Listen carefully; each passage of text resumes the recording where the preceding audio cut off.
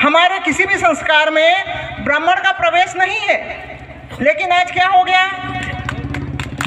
5वीं अनुसूची की बात कर रहे हैं ना कि भैया 5वीं अनुसूची क्षेत्र है, यहाँ के गोंड लोग अपने संस्कारों में ब्राह्मणों को शामिल कर लिए हैं, ब्राह्मणों से अपने संस्कार करवा रहे हैं। ये 5वीं अनुसूची क्षेत्र है।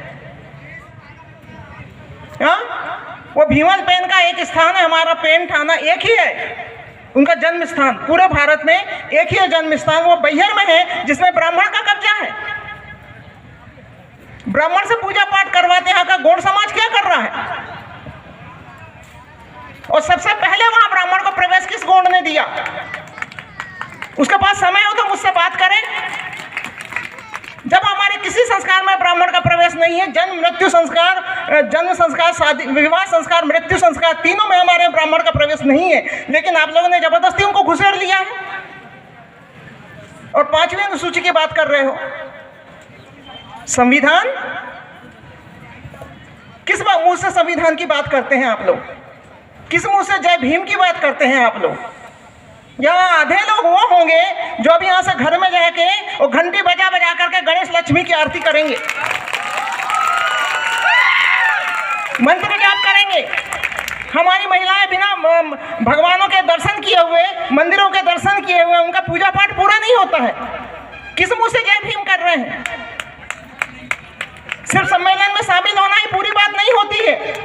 आपको पता है भीमराव अंबेडकर जी ने इसकी मनुस्मृति को क्यों जलाया? क्यों जलाया था? कुछ पता भी है? इसका यह मतलब हुआ कि मनुस्मृति को इसलिए जलाया था कि हम हिंदू नहीं हैं, लेकिन हमारी बेटियां अभी गरबे में नृत्य करती हैं। अभी तो यहाँ बहुत अच्छे से बात की उन लोगों ने, संविधान की अनुसूची पढ़ाई यहाँ पे, और यही बेटियां हमारी जाकर के गरबे में नाचती हैं। जय भीम कहोगे और जय श्री राम भी कहोगे, दुर्गा बिठाओगे, गणेश बिठाओगे। ऐसा दोगले बात करने की वजह से ही हमारी दुर्गति है। यह दोगलेपन की वजह से हमारी ये दुर्गति है, जो हमारे बच्चों को मटके से पानी पीने की वजह से, नादान बच्ची जिसको जाति पाति पता नहीं था उसको मार डाला पीट पीट के। यहाँ बहुत बड़ा दुर्गा और गणेश बढ़ाते हैं मैडम। ये 5वीं अनुसूची क्षेत्र है, दुर्गा गणेश कैसे बिठाते हैं यहाँ पे? कौन बिठाता है? कौन जाता है वहां दर्शन करने? कौन चंदा देता है वहां पे?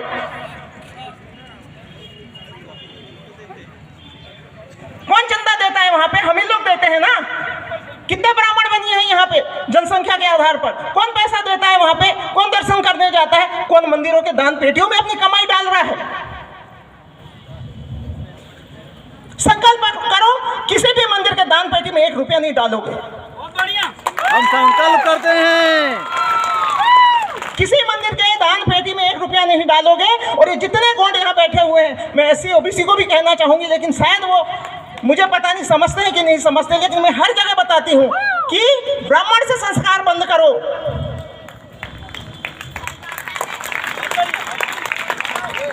जब हमारी संस्कृति हमारे पुरखों ने दी हुई है पुराने समय से, क्यों जबरदस्ती ब्राह्मणों के पीछे भाग रहे हो? और किस मुंह से मन से आप जय भीम कहते हो?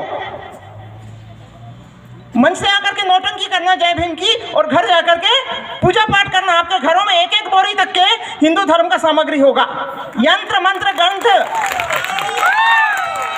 अभी आधे लोगों के शरीर में ब्राह्मण का धागा बंधा होगा। शर्म कीजिए। किस मुंह से शामिल हुए हैं यहाँ पे? ये व्रत उपास करना, ब्राह्मण को प्रणाम करना। ब्राह्मण कहता है कि इतना दान करो तब आपका स्वर्ग में रिजर्वेशन होगा। स्वर्ग जाना है, वहां के लिए रिजर्वेशन के लिए अगर उपास करती हो, दिन भर उपास करती हो, तो इतना दान करो तब आपका रिजर्वेशन होगा। और हमारी माताएं अपने पति के खून पसीने की कमाई ले जाके या तो दान पेटी में डालेंगी या ब्राह्मण के यहाँ डालेंगी। या अरे वही पैसा आप अपने खुद के समाज के लिए लगाइए।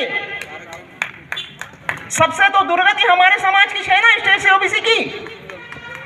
उनके बच्चे तो विदेश जा रहे हैं पढ़ने के लिए, और वो हमारी शिक्षा संस्कृति सबको नष्ट कर रहे हैं। मतलब इतनी बुरी तरह। और वो बैगा टूर्नामेंट होता है यहाँ पे, कई सालों से सरकार से करोड़ों रुपए उसके लिए सैंक्शन होता है। बैगा टूर्नामेंट, बैगा ओलंपिक संरक्षित जनजाति है, वो खत्म कर दिया। वैसे इंजेक्शन लगा लगा करके उसको नसबंदी कर करके थोड़े से बचे हैं बेचारे मुट्ठी भर।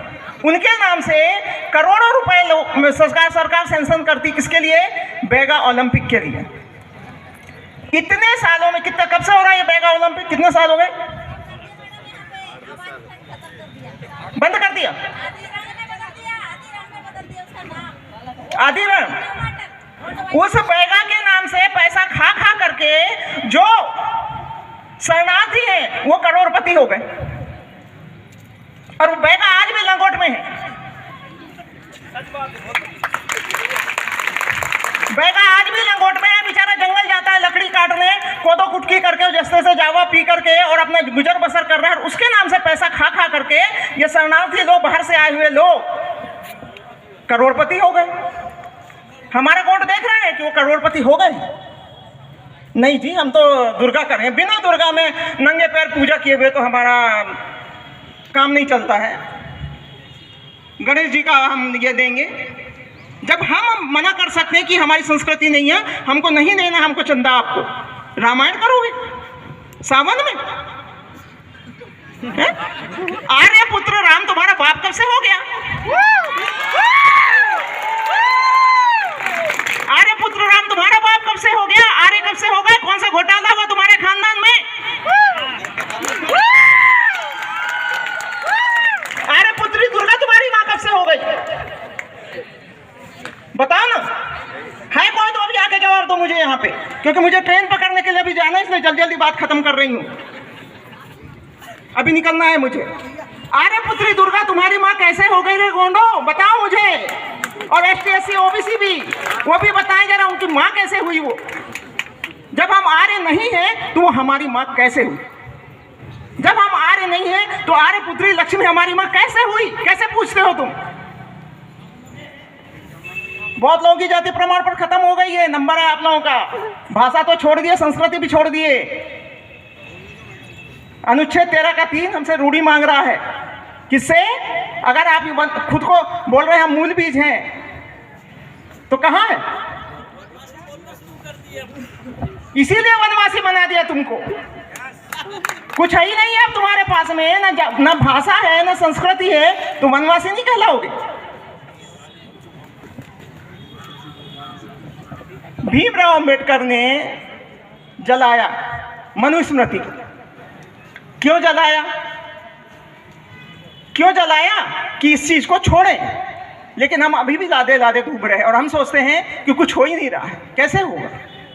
कैसे होगा? जब दो नाव पे सवारी करोगे, मन से जय भीम बोलोगे और घर जाके पूजा पाठ करोगे, तो नहीं हो सकता इसका कोई तोड़ नहीं है। और ये संविधान के अंतर्गत ही बोल रही हूँ। रूढ़ी परंपरा सबकी परंपरा है, SC की परंपरा है, OBC की परंपरा है, नहीं है क्या? आपके बाप दादाओं ने कभी ब्राह्मणों से संस्कार करवाए थे? आप कैसे घुस गए उस चीज में? हाँ, कैसे घुस गए? यादव लोगों का मुझे मालूम है, वो अभी भी जब आप लोग अपने पेनों की पूजा करते हैं, देवों की पूजा करते हैं अंदर कमरे के अंदर, तो वहाँ ब्राह्मण नहीं होता।